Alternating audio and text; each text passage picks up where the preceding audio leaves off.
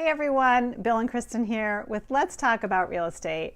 And today we're talking about the price of overpricing. And oftentimes, this is the most common problem we bump into. Our sellers will come to us wondering why their home is still sitting on the market, why it hasn't sold, and the answer is always the same. The house is just priced too high. And so, Bill, what are some common reasons why people overprice their home? Two that I can really think of is, the first is that they're trying to get enough money out of their current home to buy a more expensive home. So they're not really looking at reality, they're just trying to get what they need to move forward. Yeah. The second is that they don't get professional advice from a real estate agent when it comes to evaluating the property itself. They look at the market and they come up with their own price, which is usually going to be too high to be competitive. Yeah, and so three things you're going to want to keep in mind when establishing an asking price is number one, it must be competitive with other homes in your market. Number two, there must be some room for negotiation. And number three, it must give the seller the highest possible return. Absolutely, that's correct.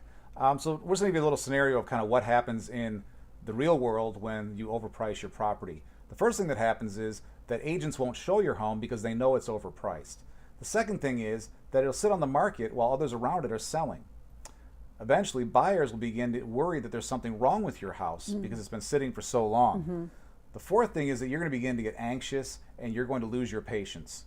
And ultimately, you're going to lower that price to a point that is below the asking price of competing properties.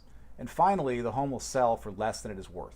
Right, and this is an unfortunate thing when an owner ignores the market values, when it ignores the facts of how a home should be priced, and then they end up getting less than what they really should be getting, less than the fair value for their home.